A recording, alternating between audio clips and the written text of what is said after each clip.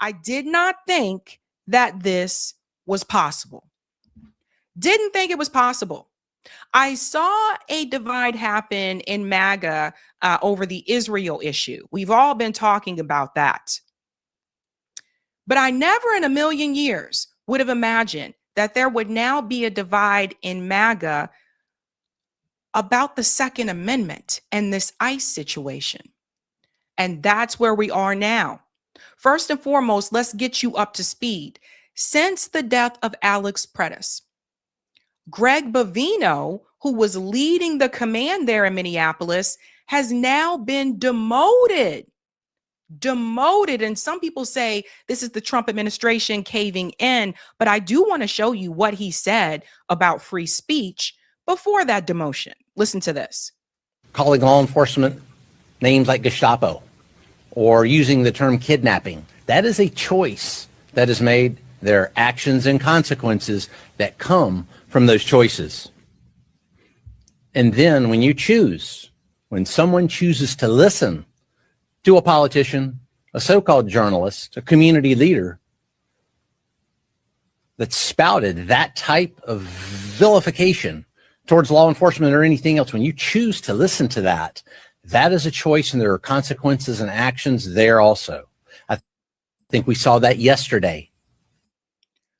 So now it's not only how you protest, if you protest, if you get in ICE's way, but now here is Greg Bovino saying that what you say actually matters as well, the rhetoric that you use, and there would be consequences for your rhetoric. Now that is a free speech issue. So here we go.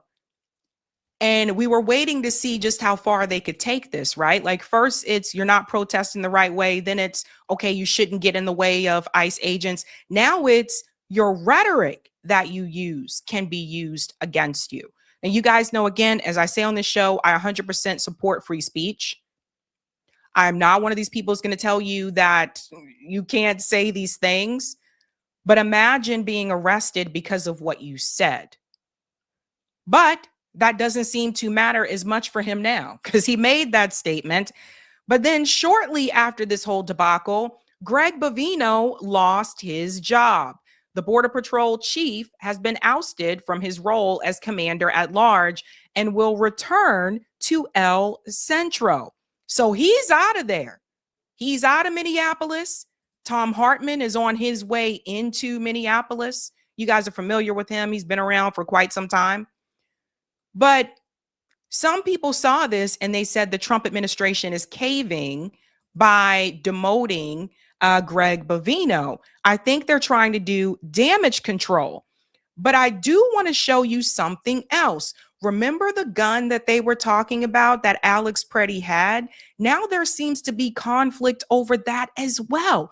Because now, fam, the Trump administration allegedly posted a stock photo. So now we're getting information that that wasn't even the weapon that Alex Predis had, allegedly. Listen to this. So DHS posted a photo of a gun. We know that. You guys want to see something that other creators have found out? Yeah, it's not the real gun. They just Google imaged a photo. The photo's fake. It's just a common image. That's not even the gun that was used or owned by Alex. They can't even post real stuff. They just made up lies and posted a basic Google image of what they said they thought the weapon was. People that are still believing this administration, when time and time again, we prove them wrong and we prove that they are doing stuff like this, just pulling it right off of the internet. They're not even posting real photos. Why do you still believe them at this point? The photo was a basic photo. 5 days ago, that same picture was used on Reddit. 5 days ago. But that's the photo they pulled off of Alex. That's the weapon they pulled off of Alex. Yeah. Okay. Yeah, and it's not looking good for DHS. It's not looking good for the Trump administration. And like I said, there is this divide among MAGA now over this incident. And we're going to show you both sides. So let's start with the people who still support what is happening. Let's start with Megyn Kelly. I want you to hear what she said here. She has no sympathy. Listen to this. I know I'm supposed to feel sorry for Alex Preddy, but I don't. I don't.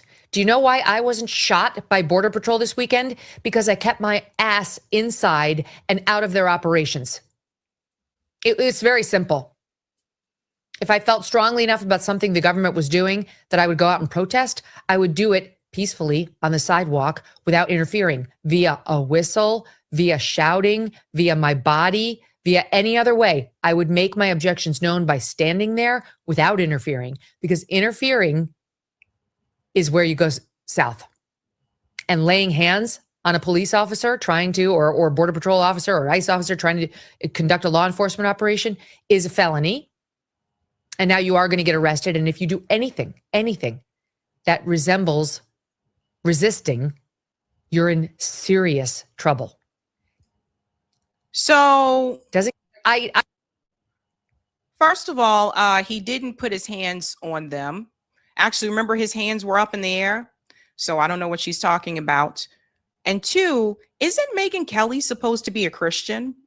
That doesn't sound very Christian-like to me. It's like, I have no sympathy, none whatsoever. No. Megyn Kelly spoke more politely about Jeffrey Epstein than she did about Alex Preddy. What's that about? Don't know. But it just seems kind of weird. It also seems hypocritical.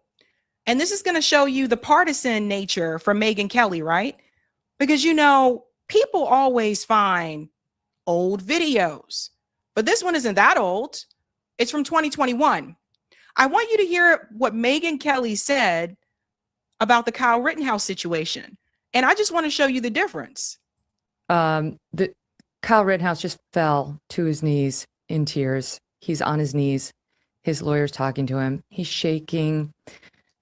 It's upsetting to watch. It's like, I feel like the media is just so awful, Andrew. They've been so disgusting from the beginning. And you can feel what this boy is feeling. This young man, his mother's in tears behind him. We forget people's humanity in the press. We just want to kill them. We want to go for the jugular. We want everyone to pay. And in this case, we wanted him to pay because he was a Trump supporter and he was a Second Amendment supporter and he wasn't on the side of the BLM rioters. And the media and the president and the governor put this kid through hell. And this is the only just verdict. Seems a little hypocritical, doesn't it? Kyle Rittenhouse brought a gun, was brandishing the gun. Kyle Rittenhouse actually shot and killed someone. Alex Preddy didn't even reveal his gun, didn't shoot and kill anybody. And Megyn Kelly had more sympathy for Kyle Rittenhouse, but she has no sympathy for Alex Preddy. All I'm saying is be consistent. That's it. So for Megyn Kelly, it's partisan, right? Like I said, she had more sympathy. She was more sympathetic towards Jeffrey Epstein than she is towards Alex Preddy. So I don't know what's going on with Megyn Kelly, but she doesn't seem very Christian-like to me. That's not what I'm seeing. Speaking of Kyle Rittenhouse, let's see what he said about this situation. Check this out. Kyle Rittenhouse said, "Carry everywhere. It is your right." Someone responded and said, "And when we carry everywhere legally, make sure you also bring your ID to make it legal." He responded and said, "No, we need national constitutional carry the way the founders intended, not racist Jim Crow era gun owner registry schemes." That's the response from Kyle Rittenhouse. So you're seeing the divide here, ladies and gentlemen, the people who are saying, no, I unequivocally support the Second Amendment. So Kyle Rittenhouse disagrees with Megyn Kelly. And there's more, because you're seeing this all over the place online, ladies and gentlemen. And the libertarians, by the way, are really pissed. Okay. The Libertarian Party has mentioned a bunch of replies to people saying, no, no, no, no, no. Second Amendment, no, you don't need an ID. Yes, you can bring a gun to a protest. This is all coming from the Libertarian Party, and they are pretty firm on this. Like when it comes to the gun rights, when it comes to the right to privacy, all those type of things that deal with people and personal property, they are very firm on those issues. And so we're seeing people fight back and forth, including Tim Pool, for one of them. He is now coming out because Tim Pool made the statement I showed you guys last time. He said he doesn't think this is going to be a win for Donald Trump on this situation because they pulled the gun away from him before they shot him. Well, apparently he got a lot of heat from MAGA after he said that, and they started calling him a bootlicker. And so now Tim Pool is lashing out. First of all, when these people come out and go, Tim's a bootlicker for defending us, I'm like, no, you misunderstand. It's my boots. It's mine. I voted for them. I'm wearing the boot. I'm stomping on the ground. I ain't licking anybody. I'm clapping for these people that I said, please go out and enforce the law. And anybody else who's cheering for it, who voted for it too, we're all wearing the boots. You're the one crying. You're the one saying you're. So Tim Pool says that he's the boot. So this is Tim Pool, I guess, trying to find a way to come back and regain like his. This guy must be the money train must be really sad for Tim right now. It must be really bad for him right now because what he said the first time actually made sense when he said that they shot him after they already took the gun away from him. And then when he started to get the heat from people, then he lost his mind and things like that. Again, it's like his position changes depending on who's padding his wallet at that point in time. So that's Tim Pool. He's the boot. Das Boot.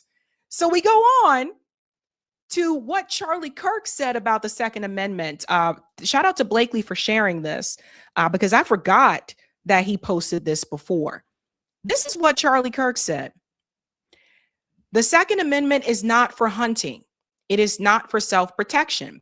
It is there to ensure that free people can defend themselves if, God forbid, government became tyrannical and turned against its citizens. That was March 3rd, 2018. That's what Charlie Kirk said, which really goes against what Megyn Kelly said.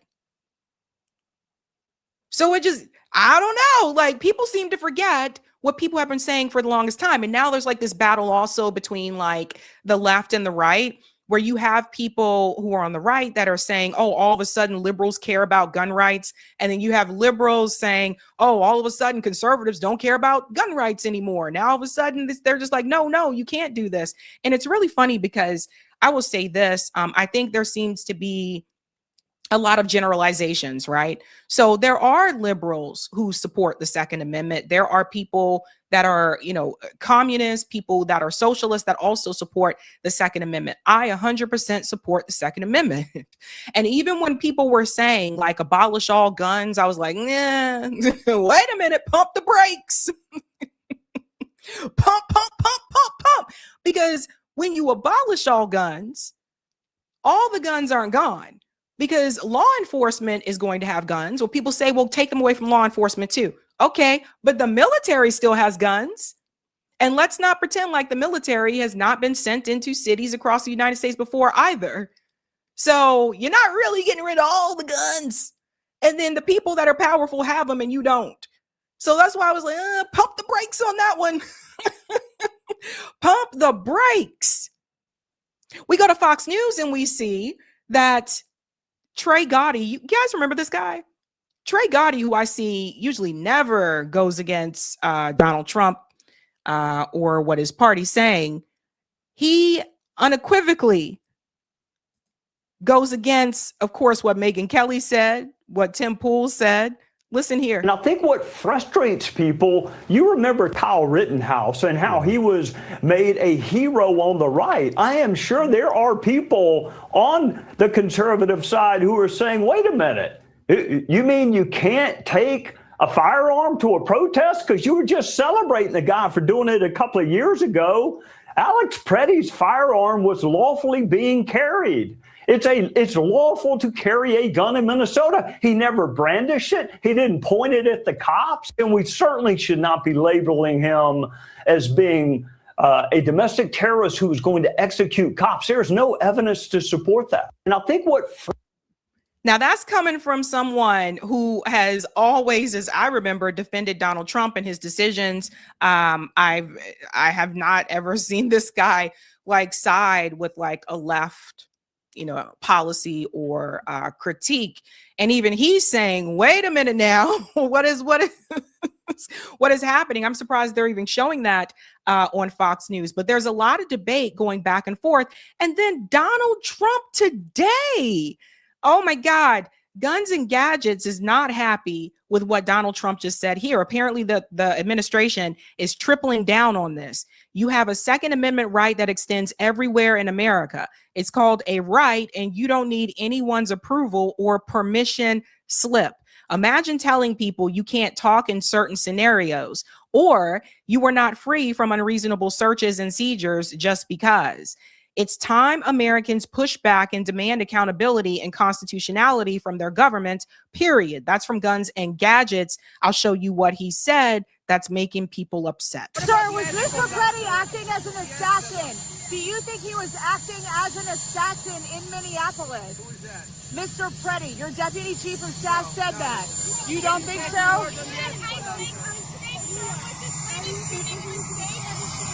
With that being said, we can't have guns. We can't walk in with guns.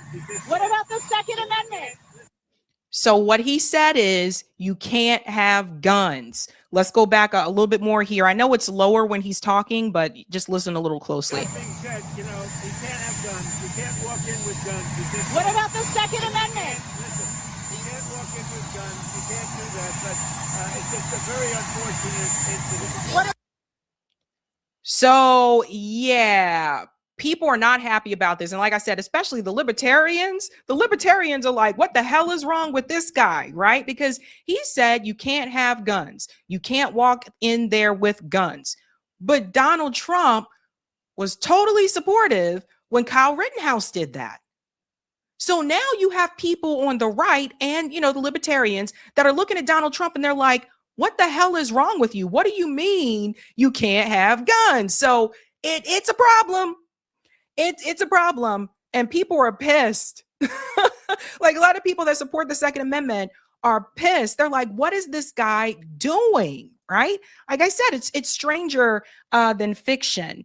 We go on here and we're going to see a guy who voted for Trump. He's also pissed about this. Let me show you what he said here. Listen, I live in Minnesota. I voted for Trump. I'm a conservative.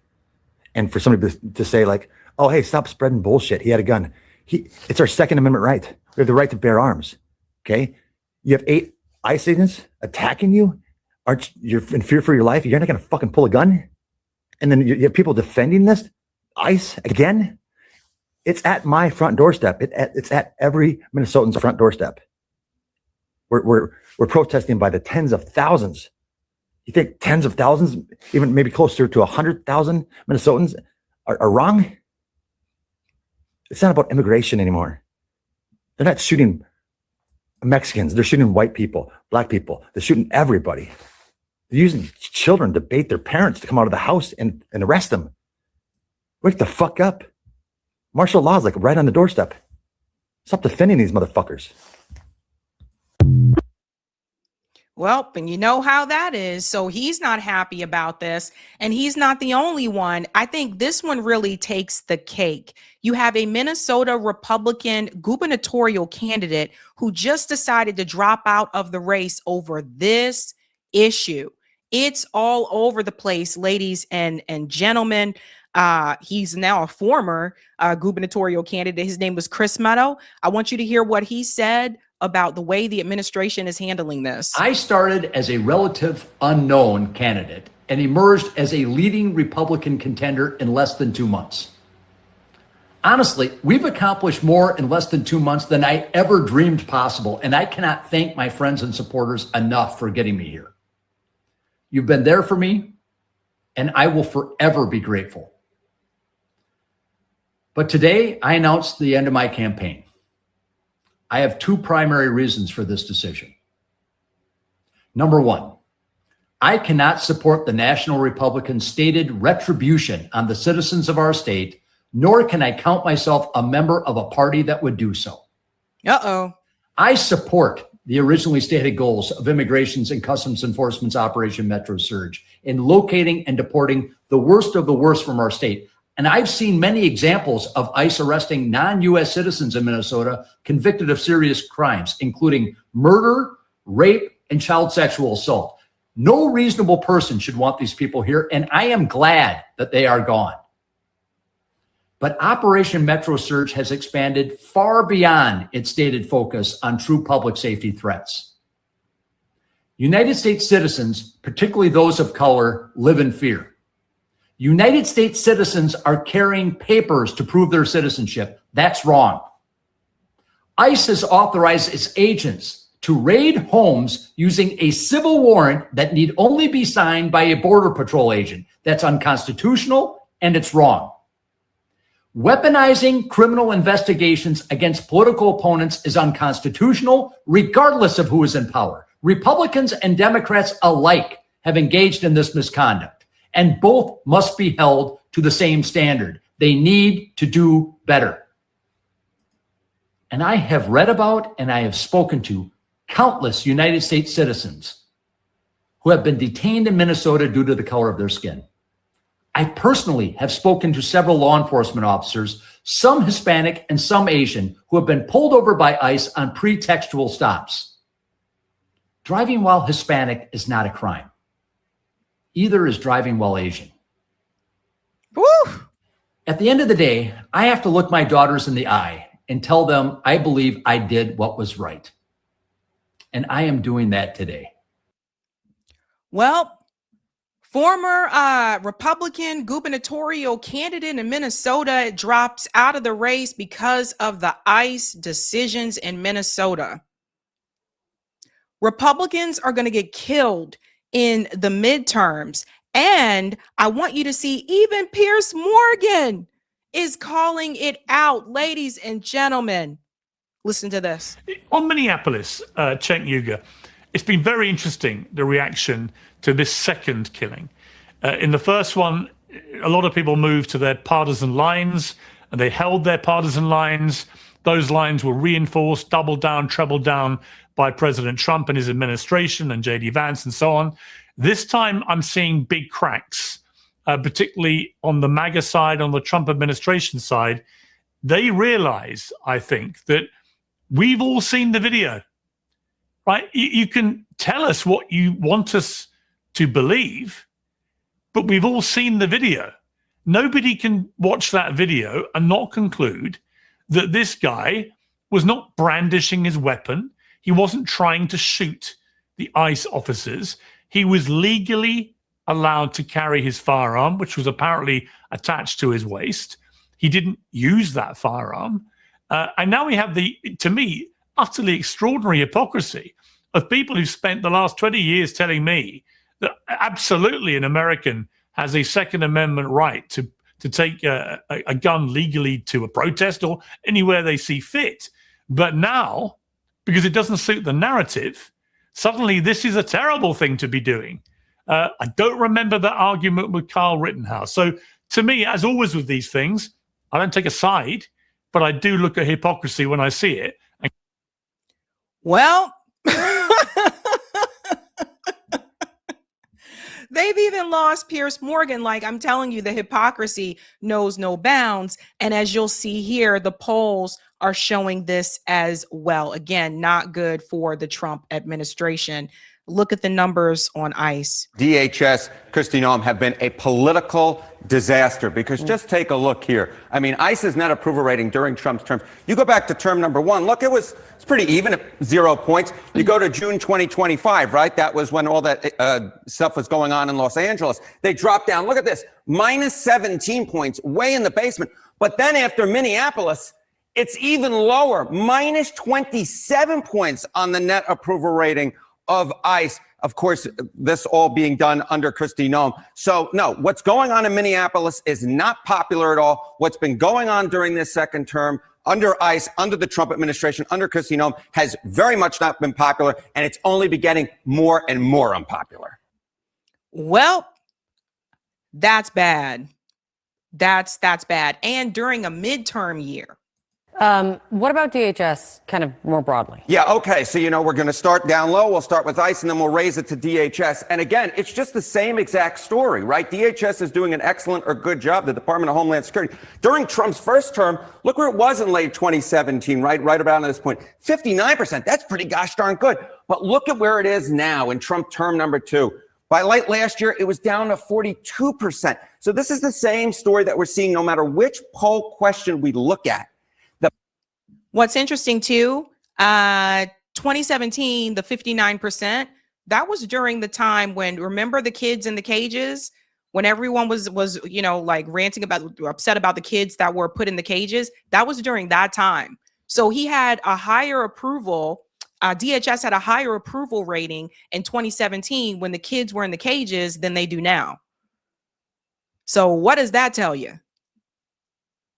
Popularity of ICE, of DHS, has completely fallen under the second Trump term, the second Trump administration, where what we were seeing during Trump's term number 1 was, hey, ICE, DHS, pretty popular, certainly not unpopular, but all the actions in Minneapolis, in Los Angeles, in these major American cities have been very much rejected by the American people. It has been a political disaster for the second Trump administration. And now, as Berman was just reading what the president was just sending out, he's now sending in Tom Homan, his border czar, into Minnesota, which leads to questions of what about the leadership of the Secretary of Homeland Security, who has inserted herself very publicly to be kind of front and center in all of these operations. Yeah, as I said at the top, I just think there's a real reason for it. And that's because Kristi Noem, simply put, Kate, has not been popular. And everything she's done, for the most part, has not been popular. Just look at her net approval rating.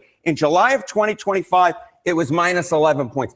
It's actually gotten more unpopular now at minus 16 points. I looked at every single poll that has been conducted on Kristi Noem's popularity. Every single one, the net approval rating has been negative. ICE is negative. DHS is negative. As I said at the top, Kate, this has been an absolute political disaster for the President of the United States. It's not much of a surprise to me if he wants to push Noem to the side, Kate. And here's the thing. It's not even that Kristi Noem, her polling is so bad because she's lying.